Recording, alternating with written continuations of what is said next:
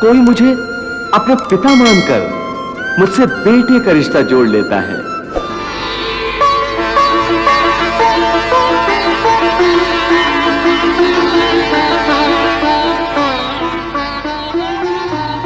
तो कोई मुझे माता मानता है, कोई मुझे सखा मानता है। दिखाओ क्या छुपा रहे हो? अरे अरे दिखाओ तो, अरे दिखाओ ना। नहीं कुछ अरे दिखाओ ना सुदामा। क्या कर तो कोई मुझसे प्रेम का नाता जोड़ लेता है, जैसे गोकुल की गोपियां।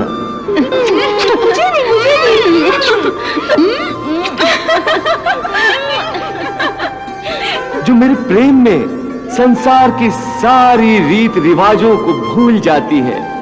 उनकी आंखों में, उनके मन में हर जगह हर समय मेरा ही रूप समाया होता है।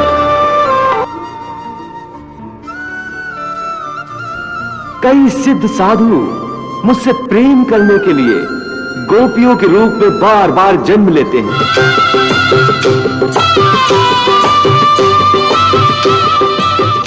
मैं सब भक्तों को उनकी भक्ति का बदला उनके मन चाहे रूप में देता हूं।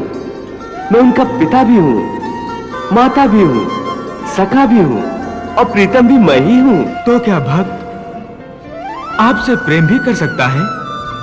प्रेम ही तो भक्ति है। जिसके मन में प्रेम ना हो वो मेरा भक्त कैसे हो सकता है? सच पूछो तो मैं प्रेम ही प्रेम हूं। प्रेम ही परमात्मा है।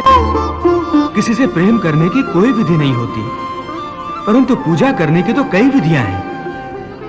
आपके भक्त इन्हीं विधियों के अनुसार आपकी पूजा और भक्ति करते हैं। हे अर्जुन, पूजा मन की साधना होती है और मन की साधना का विधि से क्या लेना देना? ये विधियां तो बनाने वालों ने बना दी हैं। मैं उन विधियों द्वारा पूजा करने वालों की पूजा भी स्वीकार कर लेता हूं, परंतु मैं ये नहीं देखता कि मेरा भक्त विधि अनुसार पूजा कर रहा है या नहीं। केवल पूजा करने वाले की भावना देखता हूं, उसके मन में मेरे प्रति प्रेम और भक्ति भाव है या नहीं, ये देखता हूं। जिस पूजा में विधि ही विधि हो और प्रेम तथा भक्ति ना हो, उस पूजा द्वारा कोई भी मुझे प्राप्त नहीं कर सकता। मुझे संपूर्ण साधने की एक ही शर्त है, मुझ में मन लगाए, मेरा ध्यान लगाए। इस संबंध में एक विचार और है। आपका ध्यान लगाते समय मन में केवल आप रहें और संसार का कोई विचार बाधा ना डाले। इसका कोई तरीका तो होगा?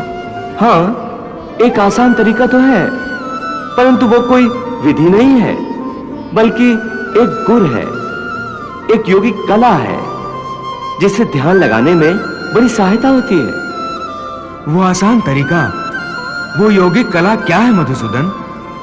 सुनो अर्जुन, संसार के झमेलों से बचने के लिए मनुष्य एकांत में बैठकर मन को प्रभु के ध्यान में लगाए, क्योंकि एकांत में मनुष्य अपने भीतर झांक सकता है। परंतु ध्यान लगाने के लिए अपने अंतर में झांकने की क्या आवश्यकता है? हे अर्जुन, तुम भूल रहे हो कि परमात्मा का अंश अर्थात आत्मा मनुष्य के भीतर ही वास करती है।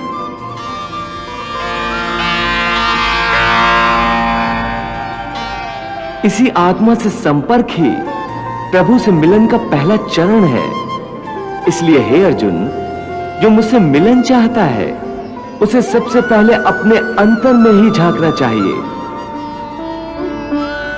और यह तभी संभव हो सकता है जब मनुष्य का अपना शरीर उसके नियंत्रण में हो।